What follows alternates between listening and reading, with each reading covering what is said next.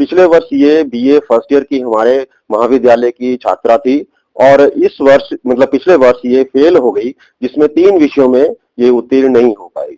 और ये जो टीचर्स हैं, ज्योग्राफी के जो हमारे टीचर्स हैं, उनके पास गई कि मैंने सेकंड ईयर में एडमिशन लेनी है, लेकिन उन्होंने इसको गाइड किया कि आपकी सेकंड ईयर में एडमिशन नहीं होगी, आपकी रूल्स के अकॉर्डिंगली फर्स्ट ईयर में ही एडमिशन होगी। तो थोड़ा सा ये डिस्टर्ब थी, क्योंकि रिजल्ट आने के बाद हर कोई बच्चा जो फेल होता है वो थोड़ा सा डिस्टर्ब होता है। तो ये लड़की बार बार जो है टीचर के पास गई इसी बात के लिए बार बार। और जो अशोक जी जिनका ये नाम ले रहे हैं, उन्होंने भी इसको बोला साथ में ही, मतलब वो सारे इकट्ठे थे कि आपको बेटे बात समझ नहीं आ रही है, आपका जो रिजल्ट है वो फेल है, तो आपको यूनिवर्सिटी रूल्स के अनुसार फर्स्ट ईयर में एडमिशन जो है वो मिलेगी। तो वो लड़की थोड़ी सी मतलब वहां से चली गई और फिर वो दोबारा जो है महाविद्यालय में नहीं आई। और एक चीज और मैं बताना चाहूंगा कि उस लड़की ने एडमिशन जो है सेकेंड ईयर में तो उसको मिलनी नहीं थी, तो ना ही उसने फर्स्ट ईयर में एडमिशन ली। 29 जुलाई तक वो कुछ दिन जो है महाविद्यालय में आई थी और सितंबर जो है उसके बीच में वो नहीं थी महाविद्यालय में। रैगिंग के मामले में हमारी जीरो टॉलरेंस नीति है, हमेशा रहती है और रहेगी भी, कि रैगिंग जो है छोटा बड़े की नहीं ले सकता, ना ही बड़ा छोटे की ले सकता, ना ही अपने सहपाठी अपने क्लास के मतलब सहपाठी की ले सकते हैं। किसी भी एंगल से रैगिंग जो है हमारे लिए जीरो टॉलरेंस है। अब ये जो पहला पहलू है रैगिंग का, इसमें ये मुझे मीडिया के थ्रू ही पता चला है कि वो लड़की जो है दूसरी लड़कियां उसको कुछ परेशान करती थी। और इस मामले में जो कंप्लेंट जैसे आप बता रहे हैं, हमारी रैगिंग कमेटी बनी हुई है, जिसके जो पूरी कमेटी कॉन्टैक्ट नंबर के साथ जगह जगह डिस्प्ले है। जिस ब्लॉक में वो पढ़ती है वहां पर सामने एंट्रेंस पर भी लगी हुई है, मतलब टीचर्स की मतलब वहां लगी हुई रोल कॉन्टैक्ट नंबर लगे हुए हैं। तो अगर ऐसा कोई प्रकरण हुआ होता तो बच्चा या तो अपने फ्रेंड्स के साथ शेयर करता है या जो टीचर्स हैं उनके साथ जरूर शेयर करता है। इवन मेरे साथ कई बार बच्चे शेयर करते हैं कि मेरे को सर वो तंग कर रहे हैं, मेरे को वो तंग करे, लेकिन मैं अपने लेवल पर जो है, क्योंकि वो रैगिंग के मामले नहीं, आपसी उनकी टसल होती है, तो उनको बिठा के उनकी सहमति जो होती है वो हम करवाते हैं। लेकिन इस मामले में ये जो आप बता रहे हैं इस लड़की के मामले में, जो टीचर है उनके पास, जो हमारी एंटी रैगिंग कमेटी है उसके पास या मेरे पास कोई भी ऐसी जानकारी आज तक, जो ये जो सेशन इसमें तो वो 29 जुलाई के बाद वो कॉलेज ही नहीं आई है। पहली बात तो ये है, महाविद्यालय में 29 जुलाई के बाद वो आई नहीं है।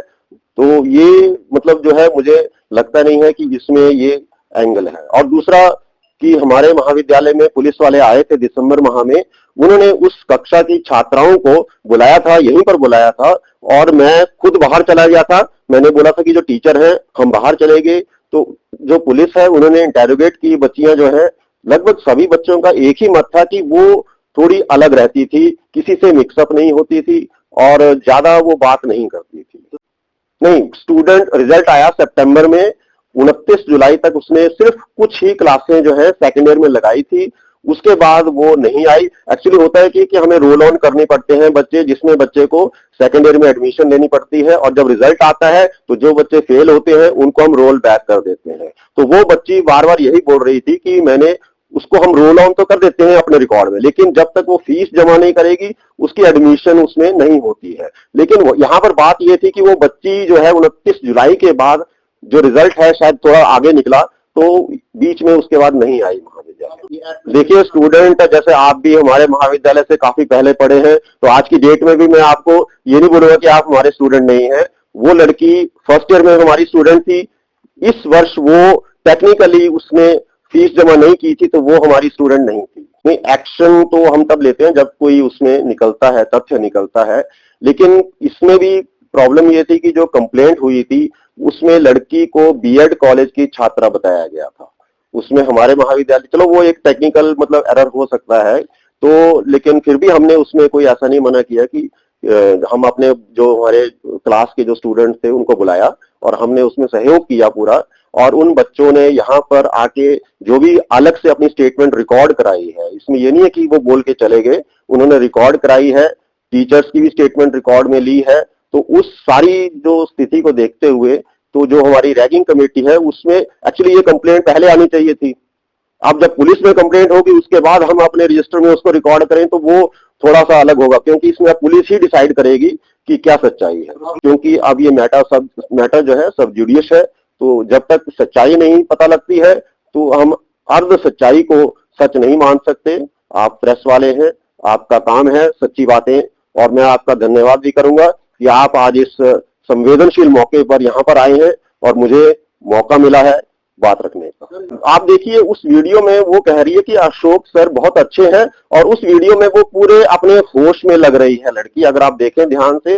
जबकि जो दूसरा वीडियो जो है जिसमें बैड टच की बात की जा रही है, उसमें वो सबकॉन्शियस है, जैसा सामने वाला बोल रहा है। तो शायद मुझे लगता नहीं है कि वो जो स्टेटमेंट है वो इसमें, अब मैं इसमें कमेंट नहीं करना चाहूंगा क्योंकि मैटर सब जुडिशियस है। तो हमारे जो दूसरे अधिकारी हैं, वो पुलिस वाले हैं, जो वो जजमेंटल वो अपनी वो देंगे अपनी सवाल ये मिली। बल्कि पुलिस खुद जब यहाँ पर आई उन्होंने हमें ये बताया, और उस शिकायत में बीएड कॉलेज का जिक्र था जैसे मैंने आपको बताया। तो हमें ये शिकायत ना ही लड़की की तरफ से ना ही किसी और फ्रेंड्स की तरफ से किसी एंगल से हमारे तक जो है ये नहीं आई थी। पुलिस वाले खुद ही कंप्लेंट लेके यहाँ पर आए थे, और ऑन द स्पॉट उसी दिन उन्होंने जो है उसमें कार्यवाही की थी। तो इसमें बीच का कोई ऐसा नहीं है कि हमें पहले ही बता दिया गया था। अगर ऐसा होता तो हम तो जीरो टॉलरेंस है हमारी रैगिंग के अगेंस्ट, और जो हरासमेंट है उसके अगेंस्ट, और रहेगी जीरो टॉलरेंस।